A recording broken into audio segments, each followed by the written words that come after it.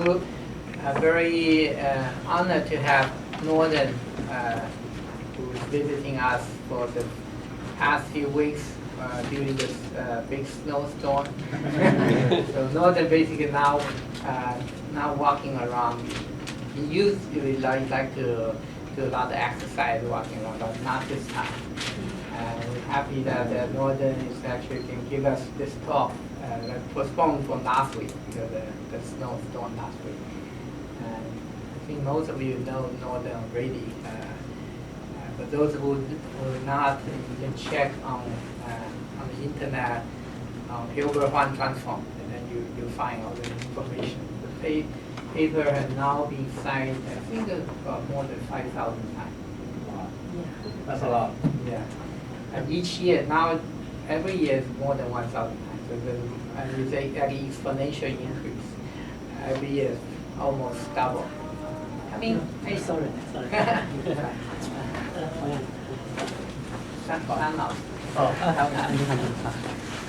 So we have Norden give us a talk on the tale of two spectrums. Norden pick this name to resemble the tale of two cities. You can see the two very different concepts that can change how we view our scientific data. Without further ado, Norden. Thank you very much. First, I have to declare that I have nothing to do with this snow. I didn't plan it. In fact, it prevented me from coming here. My original flight was scheduled last month and was canceled. Yeah, but found that I managed it. Anyway, today I'm going to talk about Mark's pilgrimage from turbulence to the brain study. In fact, I know very little about both of the subjects. I'm still learning. Yeah. So I'm going to share you my progress. What happened was that last year, last summer, I was visiting Qingdao, a research institute in oceanography in China. And they give me a topic, a research subject. It's a wave turbulence interaction. In the ocean, wave is everywhere. But turbulence is also everywhere. Do they interact? Sure. And how? Yeah. Not many people know it. Then I study that, and I find that it actually applies to other things. This is part one. Part two will be a couple months later. If I have the chance, I will present you part two. Part two will be very different from the part one. It's also a tale of two spectrums, different spectrums. Okay. Data number one. This actually is the data that was presented to me by the Oceanographic Institute. What it shows is that a spectrum, this is a Fourier spectrum, by the way. This is frequency, this is spectrum density, and a prominent peak followed by a power law. Yeah. Everybody likes power law. Once you get power law, it excels similarity and everything. Yeah. So this is the spectrum we got. And here's another spectrum. It's also a peak and a tail. Yeah. The two spectrum, what are common in these two spectrums? They look very similar in form. They all have prominent peak. They all have a power law tail. Yeah. And from spectral analysis point of view, they should be very similar, represent similar physics and whatever. Now let's see what spectrum can really tell us. And so part one, I'm trying to discredit the spectral analysis. Part two, I will re-establish a different kind of spectral analysis, but that will not be covered today. As I said, the first spectrum looks like the turbulence wave interaction. This actually represents the best field spectrum published. Yeah. There are laboratory spectrum you can find wave turbulence in action. But if you go on the field, there are many logistic problems, many difficulties. First, you have to establish a platform for you to stand there to make measurements, and that's very difficult to begin with. So not many field data actually is available. This data is measured in Lake Ontario. It's about less than a kilometer from the coast, but it was a tower built on the lake bed, and they measured that. And notice that this peak is actually due to the whatever waves in the lake. And then this wave is very narrow, and this tail is actually the spectrum part. And it's very tiny little bit. So people try to understand the turbulence from that little bit of data. And this data was collected by a group, very famous, including Russian, including people from the States. Based on this data, the leading author is Lumley. I will introduce Lumley later. What he said, the shape of the turbulence velocity spectrum in the ocean surface layer could be understood through kinematics without recourse to dynamics. So kinematics is good enough. Yeah. So the phenomenon is the consequence of frozen homogeneous isotropic turbulence convected by wave orbital motion. So based on this data, the leading authority made this conclusion. When I first found this conclusion, I was shocked. And if turbulence can be understood through kinematics, kinematics means no dynamics involved, it's just how this water moves. And who is Lumley has the audacity to dismiss dynamic consequence of turbulence. He is not an ordinary research scientist. He's a chair professor at Cornell University, mechanical aerospace engineering, member of National Academy of Engineering and all that. That's not important, but the important thing is this list of books that he published. You look at this, pick anyone. Yeah, MIT Press, yeah, Cambridge University Press. He is one of the leading authority on turbulence. Yeah. So when he made that statement, it carries weight. As people say, "Wow, turbulence is kinematics, no dynamics. Let's forget about it." Okay. When I look at this, and that make my interest, pique my interest, so I start to jump in and look at the what it is. So the wave motion in the ocean is order of magnitude higher than turbulence. Yeah. So you can generate the turbulence, but you never generate by turbulence generate waves. Yeah. So when people talk about turbulence, we have to put turbulence, the problem turbulence, in perspective. Okay. How hard is turbulence? This is some prevailing view. The first one is by Horace Lamb. Not many people here study fluid mechanics. If you study fluid mechanics, the turn of the century produced a massive classic textbook called Hydrodynamics. It's by Horace Lamb. Yeah. And he, at the British Association for Advancement of Science, said, "I'm an old man now, just like me, I'm an old man now. And when I die, I will go to heaven. There are two matters on which I hope for enlightenment. One is quantum electrodynamics. The other one is turbulence motion in the fluid." Yeah. About the first one, I'm rather optimistic. So, you will get a pretty good answer for the first one. Indeed, the first one is pretty much solved. Yeah. But then, after him, there's another one by Heisenberg. Now, Heisenberg was asked what he would ask God if he get a chance. This is what his answer. He says, when I met God, I'm going to ask him two questions. Yeah.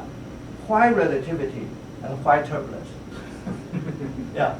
And I really believe that he will have an answer for the first one. So turbulence is that tough.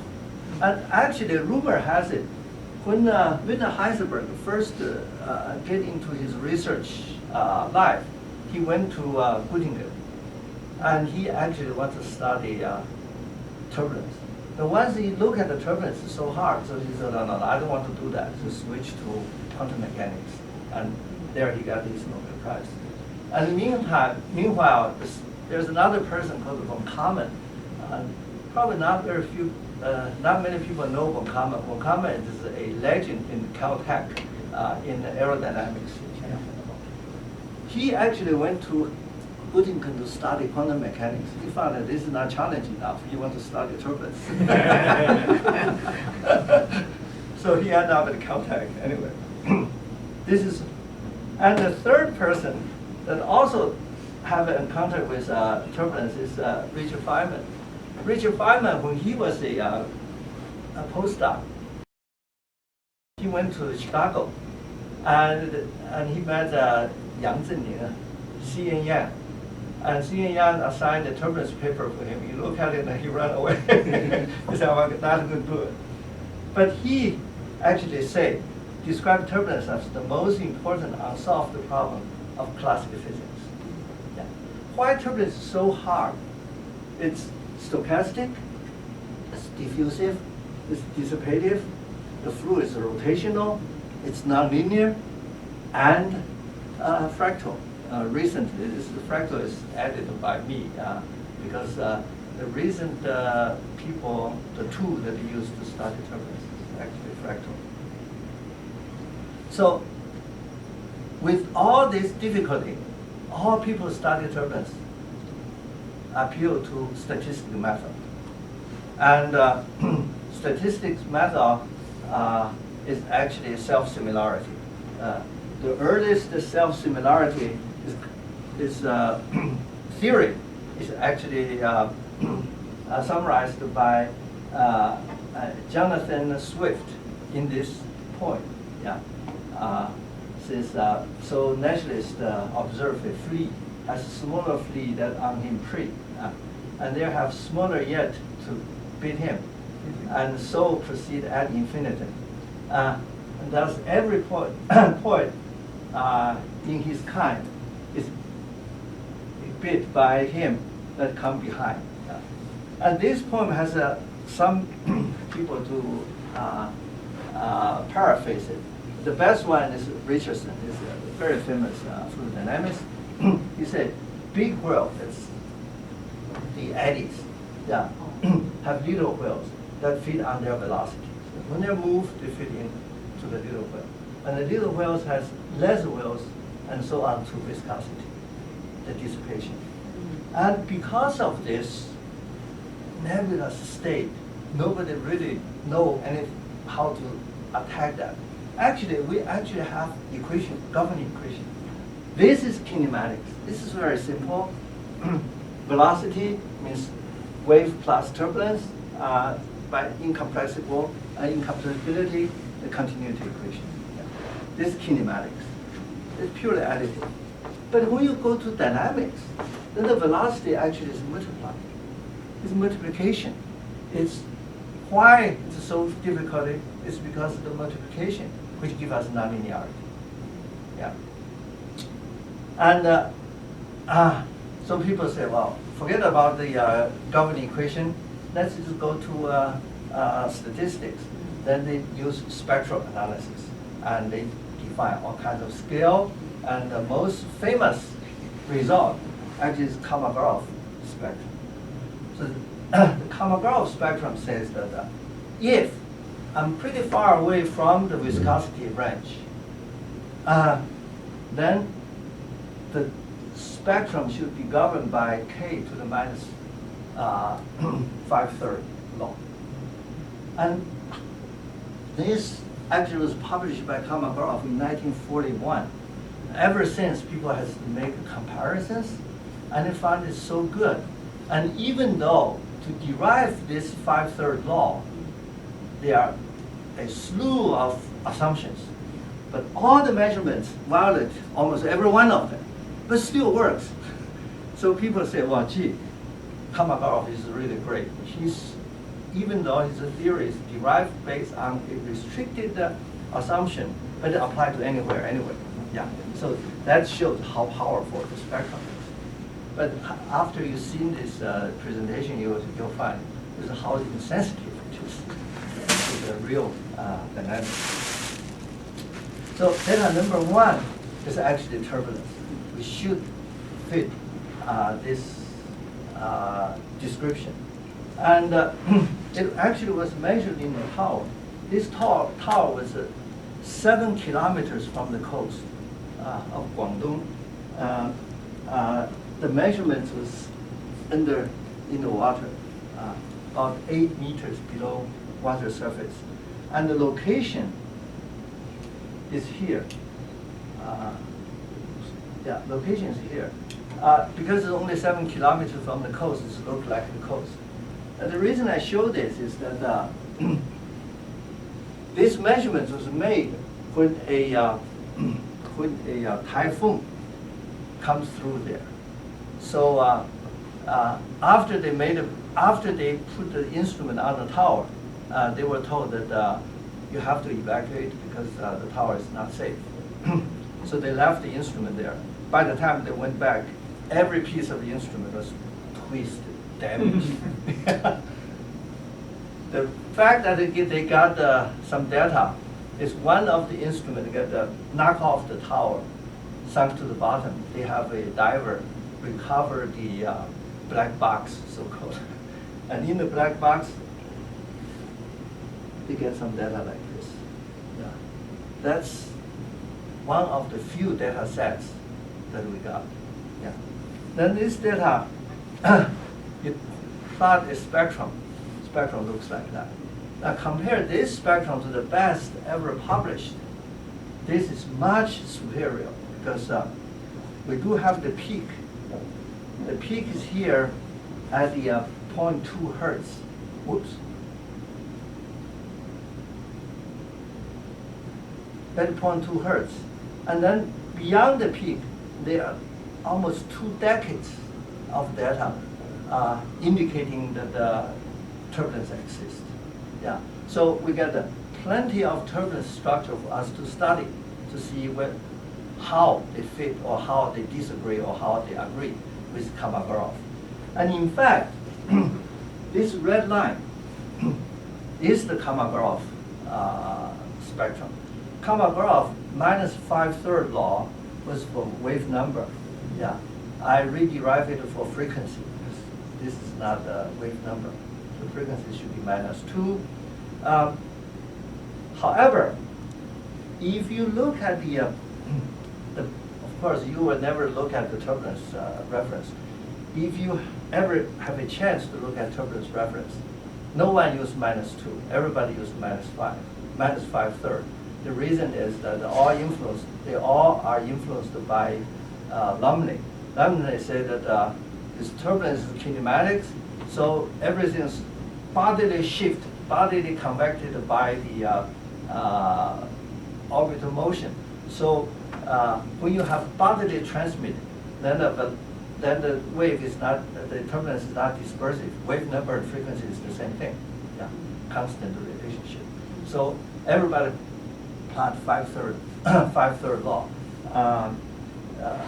I don't think that's right because the dimensionality has a problem. And this is the result.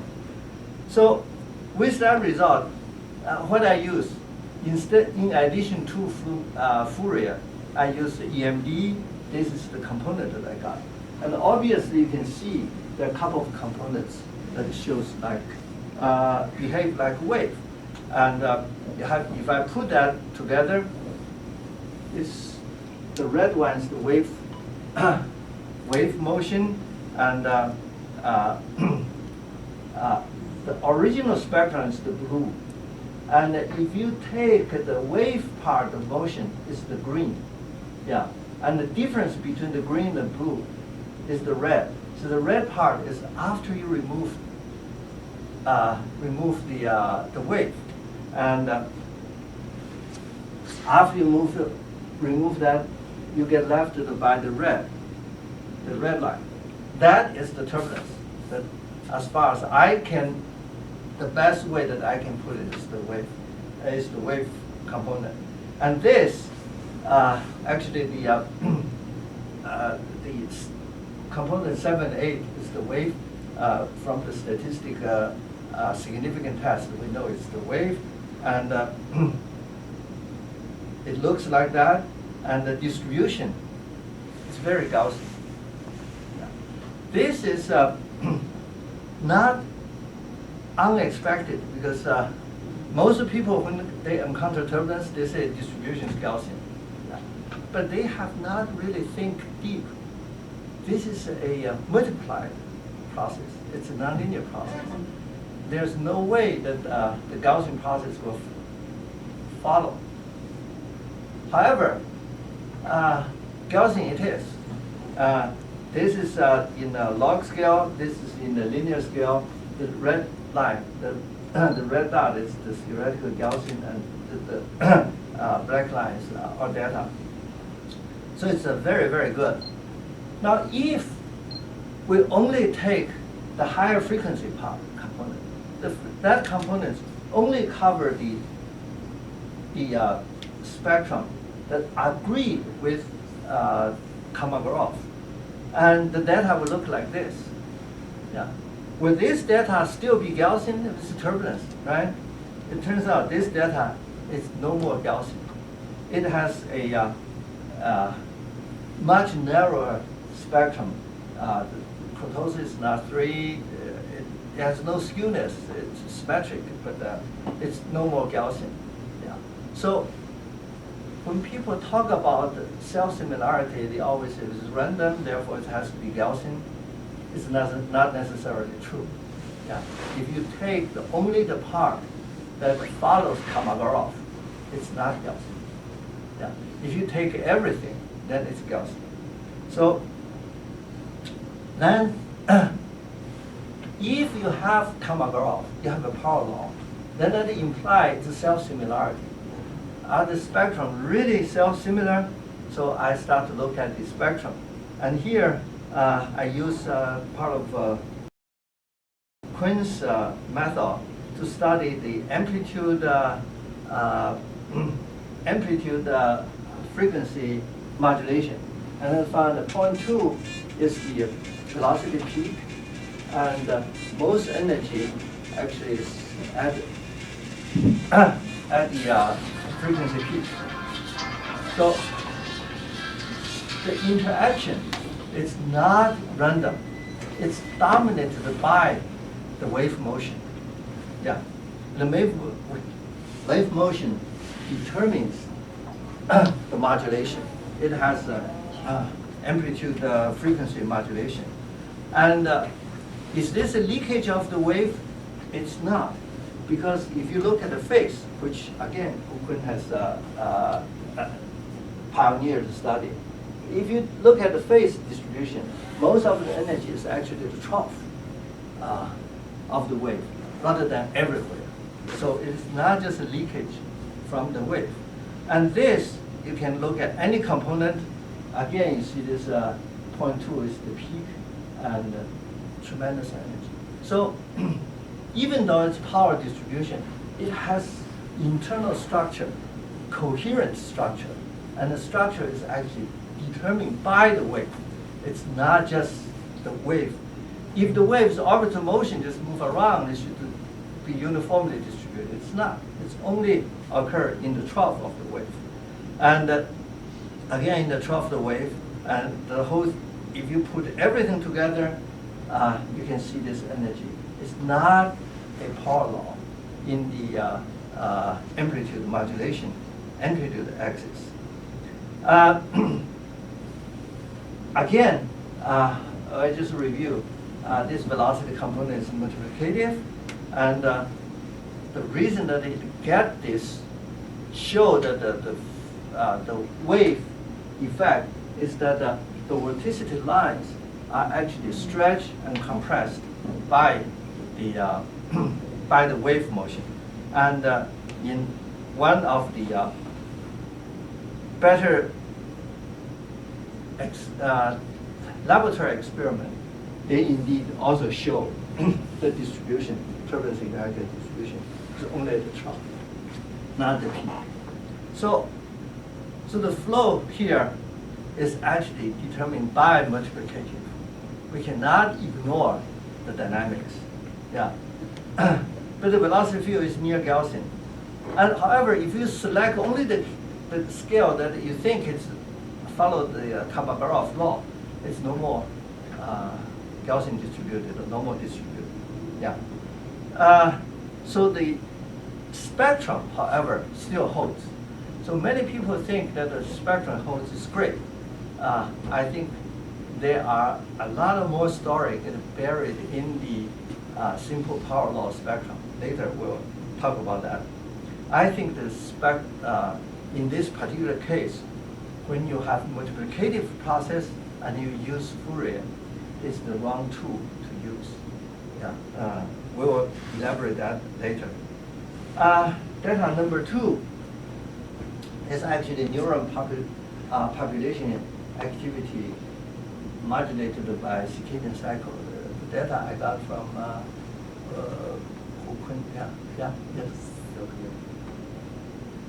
yes. A simple question, why you use the velocity field instead of use the wave heights? No. Wave height. Yeah. Here we study turbulence. Yes. The wave height is simpler. Wave height is just the wave height. The water wave we know. We have control equation, and we know the wave height. The wave is nonlinear, and the wave height, wave spectrum is much better known than turbulence. So again, Yeah. You mean wave? I mean, when you can also measure the wave height and try to plot the power spectrum. Yes. And that wave height will be very narrow, very narrow, just coming back down. It is a minus 5 power law, not minus 5/3. Oh, so you mean the Kolmogorov spectrum can only be applied to velocity? To turbulence. To velocity component turbulence. Yeah. If you get a wave height, then it's a totally different different quantity. Yeah. The wave height spectrum is very well known. Wave is much simpler. Wave is irrotational. You can start from non-invisible fluid, start from the rest, and then actually proceed.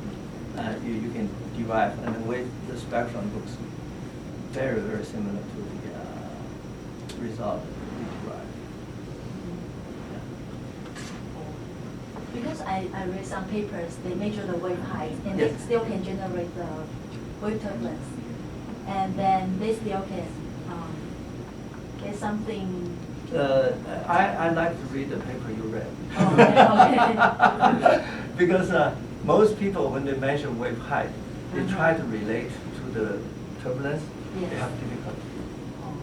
Yeah. Because the wave, I said, it's irrotational, it has a solution. Yes. But you have to back out to take the wave away to compare the turbulence, to see the residual. But the wave are several orders of magnitude stronger than turbulence. So once you take the wave away, it's all gone. No one has ever really seen the wave components clearly in the field. Yeah. And that's why this data is so rare. Yeah. Anyway, okay. The second data set also has a spectrum look like this. It's almost like a peak and a power law. And the data actually looks like this. This is the circadian cycle, right? And this is measured at the SCN cluster. Yeah. And this covered 6 days, day, night. The animal is actually doing all kinds of activity. All right, so the spectrum still look like that. And if this population activity is the summary of mean firing rate of all the contributing neurons. Yeah, the average number participate in various network patterns. Yeah. The majority, of course, is highly interconnected. And here is what we are still struggling trying to fully understand this set of data. I think this data set is very, very rich. Yeah.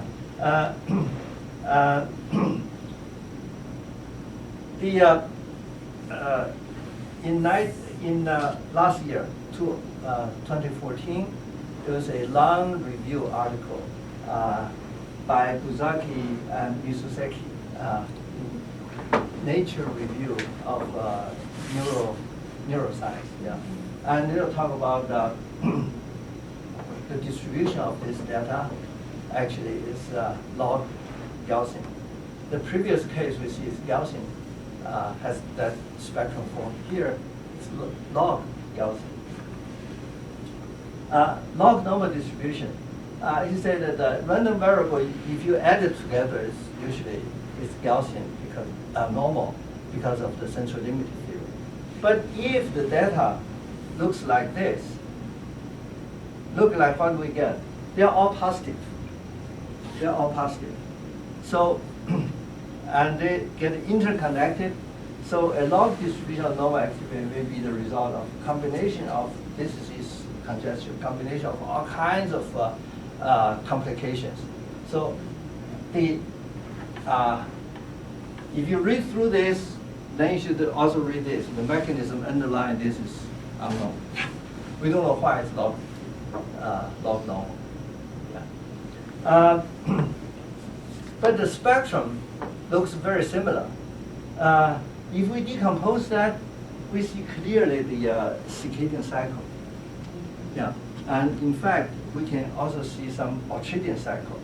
And if we take the data, if according to what they say, it's a log normal. We take the data, take log, okay, without doing anything, and look at the distribution.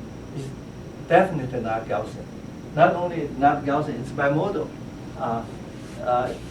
You actually have day and night difference. This is in the linear scale. You look at the log scale, it's no better. So it's not straightforward, the log normal. Yeah. Why? Because of the influence of the circadian cycle. You have to take care of that first. However, if you take the data, you only take the daytime, the light, or only take the dark. If you only take the light, the distribution is Gaussian. And if you only take, this look Gaussian. If you only take the night, it's also Gaussian. But if you take the day and night all together, it's different.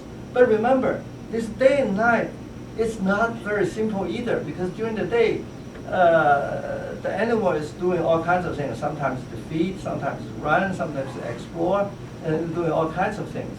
Yeah. So, if, however, we demodulate the data by the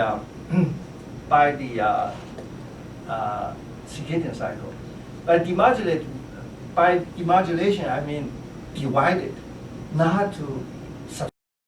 See, in the wave case, I subtracted because the velocity already to begin with is plus minus has both sides.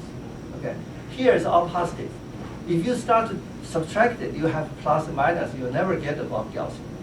Okay, so here I use nonlinear demodulation. I divided this thing by the circadian cycle, and then take log. The data is original data, divide, and then take log. You get that.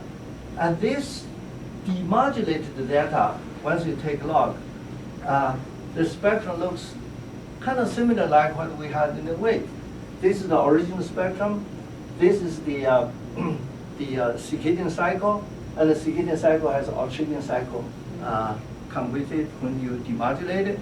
And once you demodulate it by dividing, it's actually the red line. The spectrum becomes the red line. Yeah.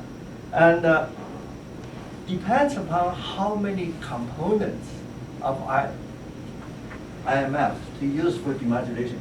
If you use from number 15, star 15, start from, this is 15, star 14, star 13, star 12. Each one give you better, remove more and more of the circadian or the circadian cycle. And if you use this to demodulate, you actually get a distribution very near Gaussian once you take it off. Okay, so what it is that if you use 15 to start with, the 15 is not very good, but after 15, 13, 14, use more and more components, it's actually getting better and better, get better log. This is linear scale, and this is log scale. And it's log Gaussian with a little bit of fat tail. This is the 15 component. And if we try, you say, well, maybe it's Gaussian. If we try to take linearly rather than nonlinear demodulated the circadian cycle, then you take the difference between the data and the circadian cycle. Then the data becomes both positive and negative. Then you can try Gaussian, and the fitting is very poor. This is original data. This is after you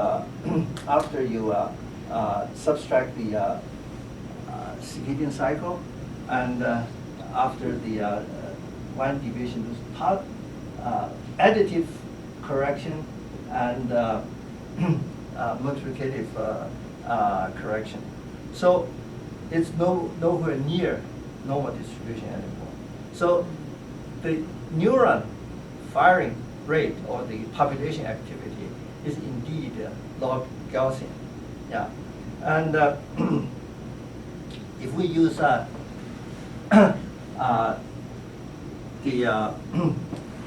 Hilbert spectrum to look at the modulation, indeed we do have a very strong modulation at the frequencies cycle 1 per day.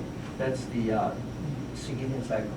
So in addition, just to demodulate, the circadian cycle has a deep imprint in the data in all frequencies. Yeah.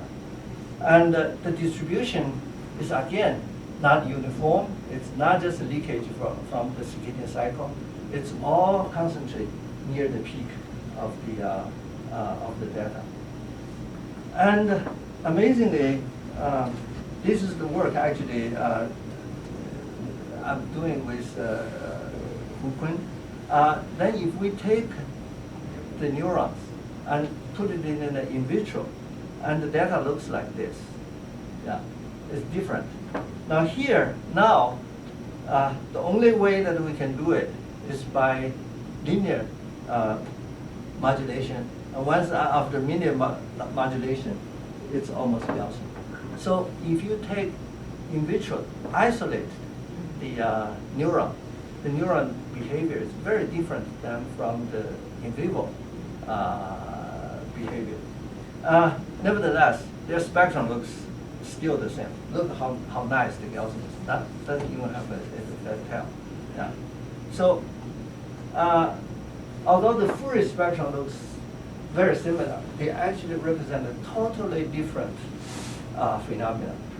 Yeah. When I draw that straight line through this neuron, I actually draw Kolmogorov line. It looks Kolmogorov too. Yeah.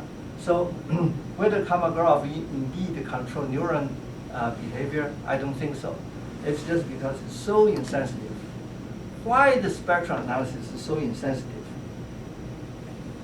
We get massive problem with Fourier. This is what I learned from last year to this year. Of course, I'm already prejudiced, but last year it just crystallized my prejudice against Fourier. The problem is that the Fourier can have surrogate data that causes concern of uniqueness and causality. And the frequency and amplitude are constant. That means Fourier has to be stationary. And harmonics is spurious. That means nonlinear. We have issue of nonlinear.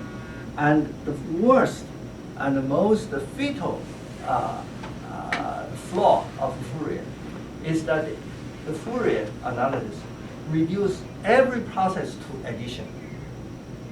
There's absolutely no other way you can use Fourier unless your process is linearly additive.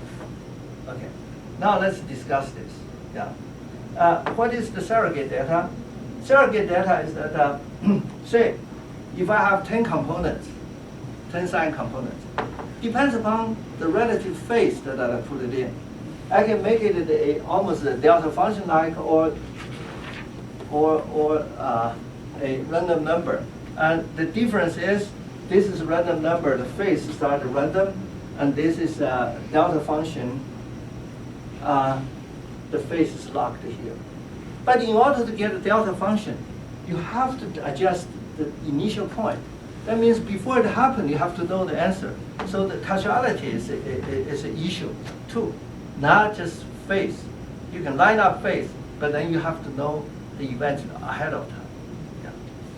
And another thing to show is that if you say hello, this is when I say hello, okay? And if I do a Fourier transformation and I scramblize, randomize the phase, I'll get this. I don't have, my speaker doesn't work here. If you hear this, it says hello, that is my voice. And if you hear this, it's totally jumbled. Okay. What's the commonality of these two data? The two has the same spectrum, identical spectrum. I staggered them just to make them show, otherwise it's just one line. Yeah. This is called the surrogate data. So Fourier spectrum has this problem. But this problem is not fatal. Yeah. If you have data, you have one spectrum. But when a spectrum coming back, it's not unique. Yeah. However, this is fatal. This is incapable to handle multiplicative. Because Fourier expansion is summation. Yeah. This I would not fault Fourier for using summation. I would say the whole mathematical community give us the wrong tool. Yeah. All the two are linear. All the two are summation. They're all additive. Yeah. If it's not additive, for example, like turbulence, I know it's not additive, but you still have to use this when you use Fourier spectrum. Okay? Now, let's say cosine A times cosine B. Fourier say, no, I don't see A and B. I see A plus B, A minus B. That's fine. I mean, two waves, and you give me two components. One multiply, one additive. Fair. How about I have three? The Fourier say, oh, still additive. Okay. It just turns out that the Fourier goes this way. If you have n wave, he will give you n minus 2 to the power n minus 1 power components. 3 wave, you get the four components. 4 wave, you get 8 components.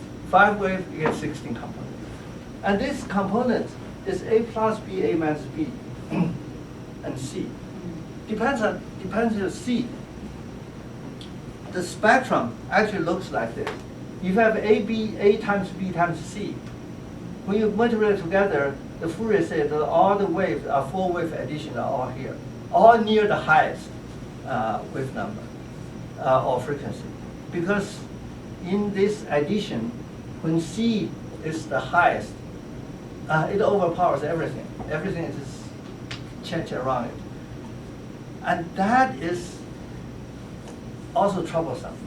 Because if you push all the energy to higher frequency and a higher wave number, we know what? That's where the noise dominates. So your signal and the noise get mixed together, you'll never really sort it out. Now, let's don't add it, we did the 3, let's don't do 4 and 5. Let's spare, let's do a more general case. A sine wave and a white noise. yeah, wave turbulence interaction. This is actually how I get into the. See, if I follow this, if I add is one solution. If I multiply, it's a totally different solution. If I add, the wave looks like this. You can see this wave very clearly, and it has turbulence on top. And this spectrum looks innocent. The wave spectrum is single sign. The turbulence is the blue. When you add it together, it's the red. And whenever the wave and turbulence appear together, you just add them. And the rest of that, no change. But if you multiply, it becomes this. So the wave now is highly modulated. Okay. And from this data, you can clearly see the wave effects. All right. Now, what if we do spectrum? This is the original wave spectrum. This is the original white noise. If I multiply this and do a spectrum, it becomes the blue. The wave disappears. Yeah. Where the wave energy goes, you will never find the wave. Because the wave multiply a summation of cosine, the wave will participate in all cosines, every component. So the A plus theta j is everywhere. So as a result, the wave disappeared. Yeah. You say that, well, I can use bandpass and recover it. Surprise. Bandpass will never recover it. Let's see. Okay. There's a combined field. We don't have to see. We don't have to see that. Let's jump over.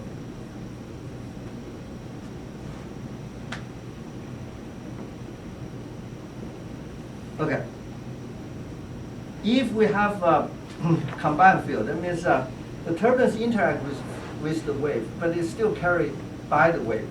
And what happened is that the multiplication is again added by another wave. It actually got the spectrum that we have, the prominent peak and turbulence. Yeah. So the spectrum, whenever you see a prominent peak, it doesn't mean that they are additive. It looks additive.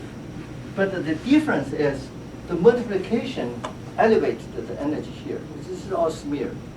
And on top of that, you have kinematic transportations. Yeah. So the spectrum analysis by itself tells us very, very little. Okay. But unfortunately, right now we are doing neuroscience, it's the brain EEG, for example. We always do a Fourier spectrum. We always use bandpass, and from this analysis, you know how far off we could be. Yeah. I'm not saying that you're definitely always wrong, but the possibility of being wrong is much higher than the probability of being right. Yeah. So the conclusion of this talk is that we have turbulence, which is indeed multiplicative. Then we actually get a Gaussian, and but then we also have neuron. Neuron, it's very complicated, but I don't think anybody has a control equation. Yeah. How can you guarantee it's all multiplicative?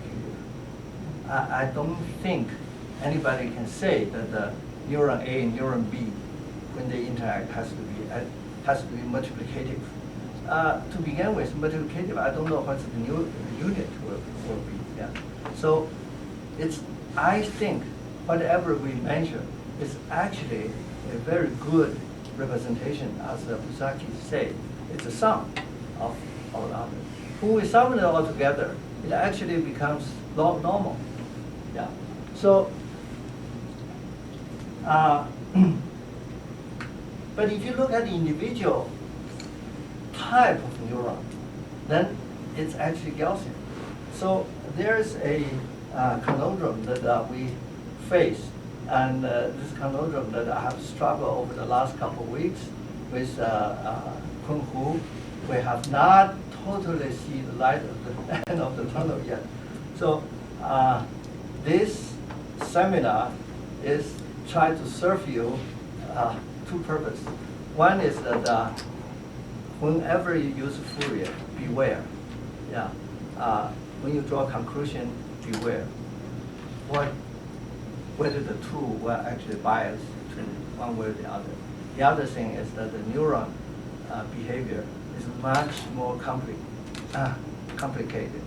And besides, we don't have control equation. We can only speculate.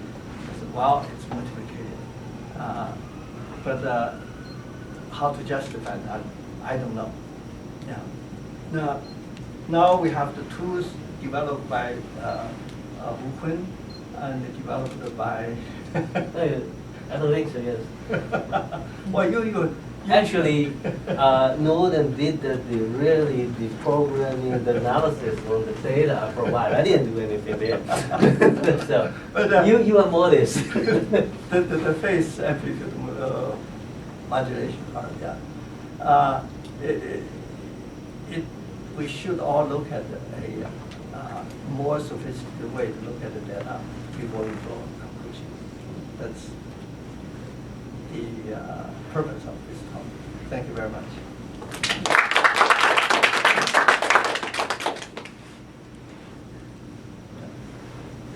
Welcome to ask any question.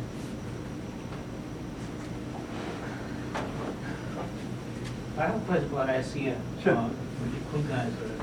So when you measure this activity, you see the difference between like this day and next day in terms of, I'm always curious.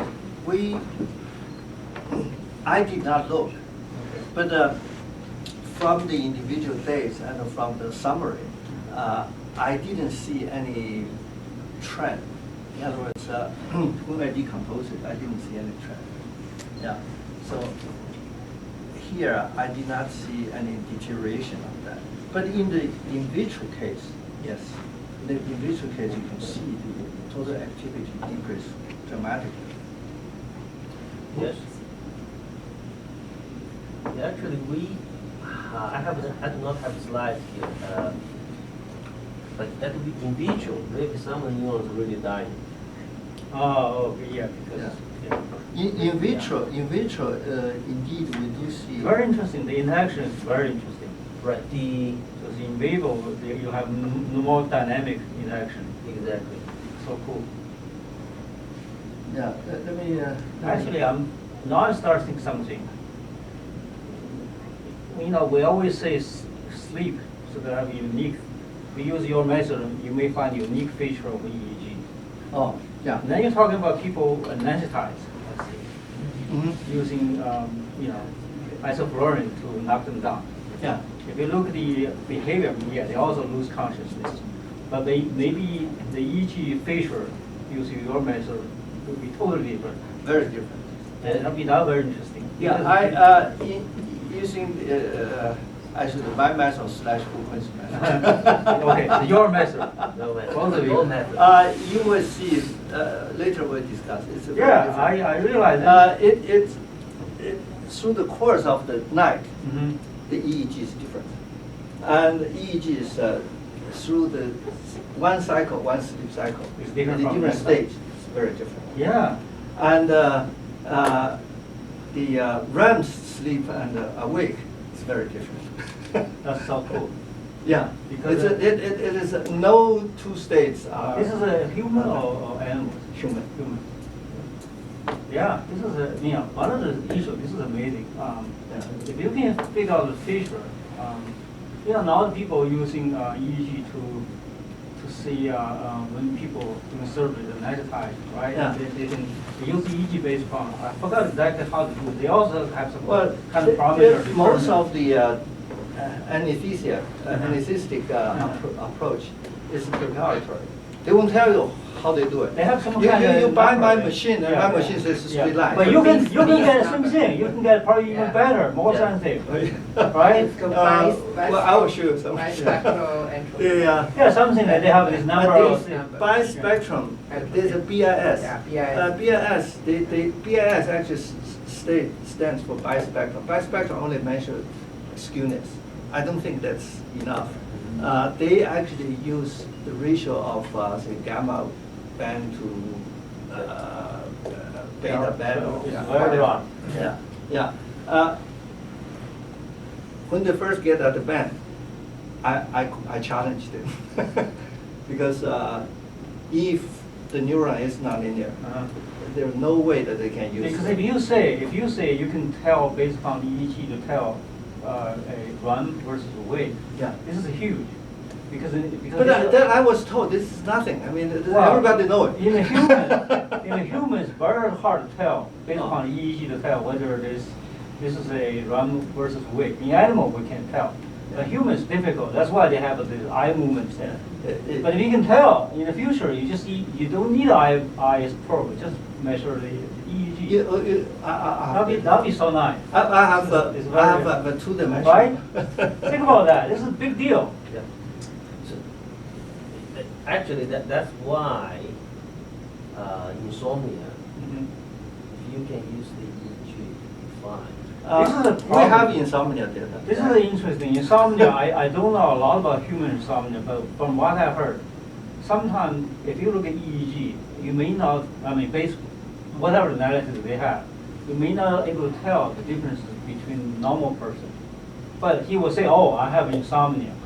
In other words, maybe there's some more information in EEG. We have a limited number of cases that Okay. we did about 13 normal case, about 5 insomnia case, And? we can tell the difference. Okay, so you can tell. Yeah. That's very, very, very good. It's just based on the EEG, not Yeah. like the. Yeah, yeah. Yeah. Yeah, this is really the issue with, they always say there's more. Yeah, I know. Last April, Uh-huh. when Emmanuel Minot Uh-huh. visited me, Yeah. he said that you have to be able to tell whether this person is insomnia or normal. He says a patient pounding his desk said that I've not slept for three nights, and you say I'm normal. Their EEG is normal. Yeah, I think that one of the problems, we don't have the way to get more information from EEG. I think that's the issue, because, you're looking, whatever the software is. Part of the reason is now you know, in the past, when we study EEG, we always use Fourier. Yeah, yeah. The Fourier reduce everything to addition. Mhm. And once you reduce everything to addition, then it fall into a power law. There's no other way. Mhm. Yeah. Whatever you put it in, power law. And whatever you put it in, satisfy Kolmogorov's law. Because Kolmogorov's law is bi-dimensional analysis. Yeah, it's very crude. So if you put that in, you say, I'm going to look at the spectrum. Spectrum most likely would be minus 5/3 or 2 or whatever. Yeah, it's totally insensitive. It's hopeless. Yeah, and that's why clinically nobody uses EEG. Clinically, most people use behavior. For insomnia. Yeah. Well, we just ask you, did you sleep? Yeah, No, yeah, and they say, okay, yeah. you're insomnia. Yeah. Nobody believe in EEG because they cannot get anything out of it. Yeah. Yeah. More- The EEG is totally built on the wrong base of summation. And that is the fault of us and also the fault of mathematicians, which has intimidated us since first grade. Not many people want to challenge a mathematician because you never win an argument. The logic is just so perfect, but exactly doesn't work. Because this is also possible because of the tools. You have more powerful way to calculate these days. Yeah. You have computer, maybe that'll help you a lot to calculate these things. I used to tell kind of joke about the mathematicians. They are so logic. The logic is impeachable. You never win an argument. So engineer, physics, and a mathematician get on a trip to Scotland, and now the train going by the meadow, they saw lots of sheep and the meadow. The engineer is very impulsive. Says, "Oh, all the sheep that we see are all black," and the physicist shake his head. The engineer asked the physicist, "What's wrong?" The physicist says, "How many have you ever seen? How do you know it's all black?" I mean, there may be some ones that they haven't seen it. Yeah. Oh, white. Oh, white. Yeah. Yeah. So after he checked the engineer, he felt pretty conceited. And then the engineer bow his head and take a peek of the mathematician. The mathematician shake his head. So he thinks the mathematician agree with him. He asked the mathematician, so "What's wrong with his speech, his statement?" The mathematician says, "Totally wrong." He said that this problem should be stated as follows. So we're traveling in Scotland, we saw a set of sheep. And this set of sheep, at least one side is all black. Because they haven't seen the other side. Maybe it's one side facing you is black, the other side is white. Yeah. So, yeah, it's possible.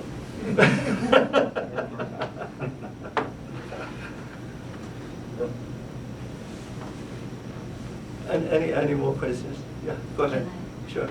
For the first part, I remember that when you talk about the Kolmogorov law, exponent power law, right? Yeah. It only fits about for the deep water wave turbulence, but we know for different water turbulence. No. Kolmogorov is not for wave turbulence. Kolmogorov is a homogeneous, isotropic, stationary turbulence. Yes. Yeah. But because this power law is derived based on dimension analysis. Yes. The dimension analysis, you sum it up, it becomes energy. So if you sum up that variable, either frequency or wave number, there's only one way that you get energy. That's Kolmogorov's law. So when you use this to wave turbulence interaction, you already stretched a little bit. So what we did is the following, is that we argue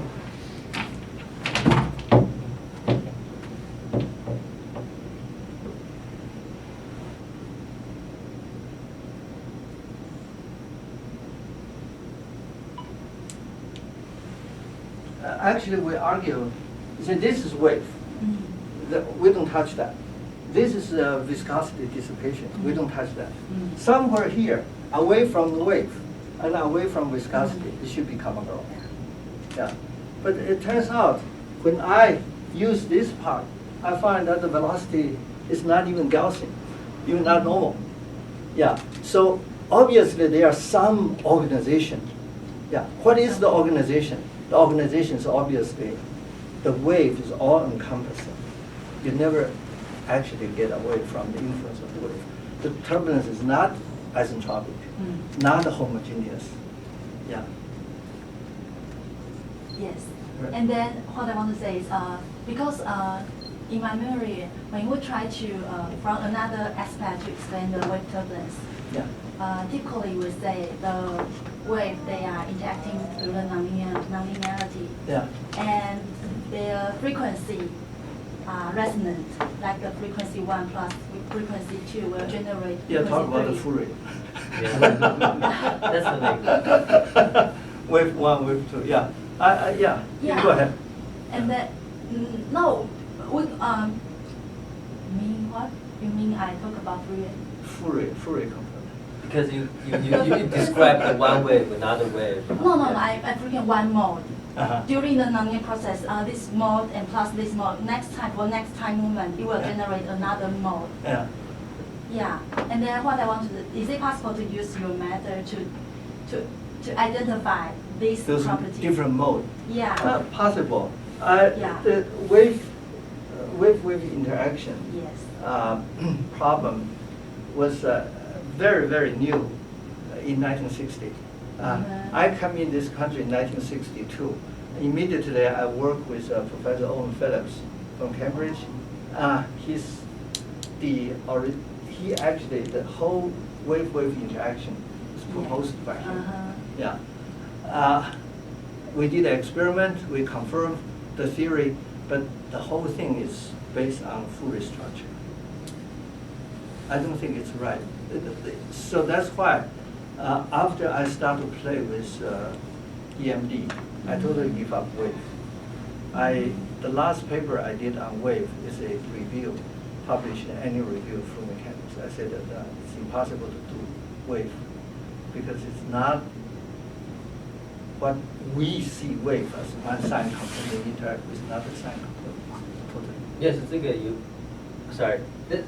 I think her question is, what's the mechanism behind that power law distribution when we talk about the turbulence there, right?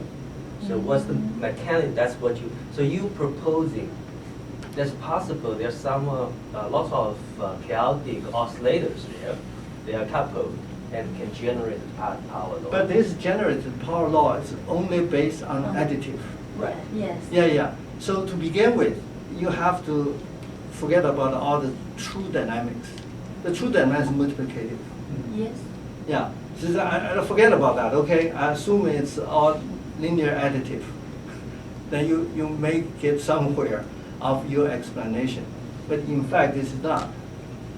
See, for wave turbulence, we have control equation. We know it's not additive. Right. Okay. For neuron, we don't know. We don't have control equation. You say it's multiplicative, it's multiplicative. You say additive, it's additive. Okay. Yeah. So there's no argue. I don't know how to argue that. But this, I know the control equation is multiplicative. Okay. So when you say that the mode 1 plus mode 2, you are additive again. You did not. It did not follow the equation of motion. The equation of motion is clearly multiplicative. But I read the book, they start from the positive governing equation. Yes. But they expand the velocity as a summation. Yeah, I know. And that summation gives you this. Next, what's this number? We said it's minus 2, right? Yes. Minus 2, that will be, so in case a random walk, right? Minus 2 should be Power. Running motion. running motion. Yeah. We're talking about, I said the random walk is the displacement. Yeah. So 0 is white noise. Uh-huh. Minus 1 is pink noise. You're Minus talking 2 about is power law or power law. Yeah. This is power spectrum. Power Yes. spectrum. Yeah. Yeah. Actually, you can derive this from dimension analysis. You can derive this as minus 2 law. Yeah. For homogeneous isotropic turbulence. In frequency space. In wave number space is different. Minus 5. Then because of that, I derived a relationship between wave number and frequency. I call dispersive relationship. Because if you can derive one form and another form, you have to be able to transfer the two. There has to be a relationship. Yeah, and you assume the wave velocity is a constant or No, something like that. you don't assume. You don't assume anything. You can just say that if frequency is a power law of wave number or vice versa, and to make both of these fit, what will be the power law?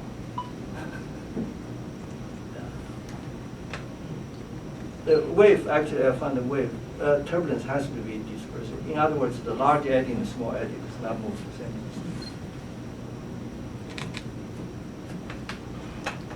No, I of all the course or paper that I read, nobody talk about dispersion in turbulence.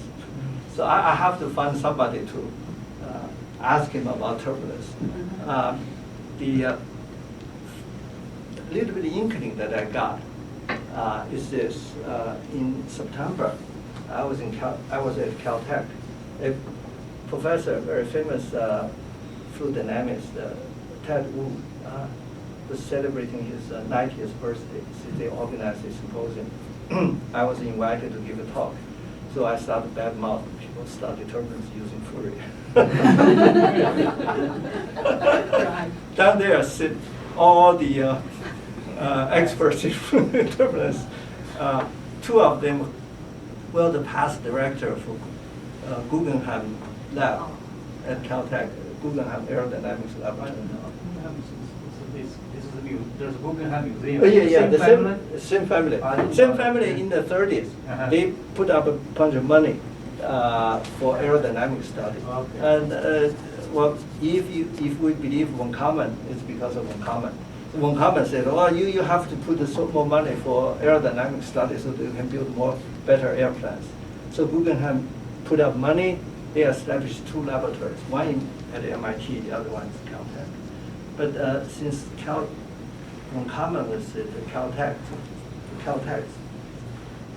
really grew, yeah, so it dominated the field. So these two directors, past director, one is really old, 91 years old, but it's sharp like a razor. The other one is younger. But both of them, after my talk, I thought they were going to beat me up. But they did not. They came to me at the reception and also following the dinner. They said, "You're right." He said that we shouldn't use food. I think we are very lucky. We live in this time. There are a lot of things that we can redo and rethink and reinvent of what they have done. I don't think they are right.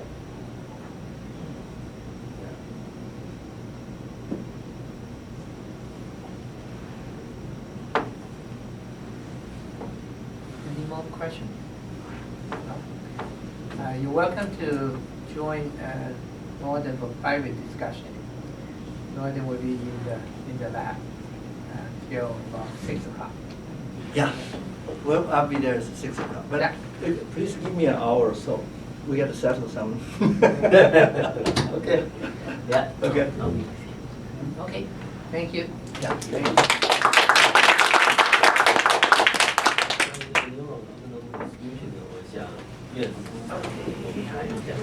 好不好？来，顺便我给你看一看我那个。等一下，我把。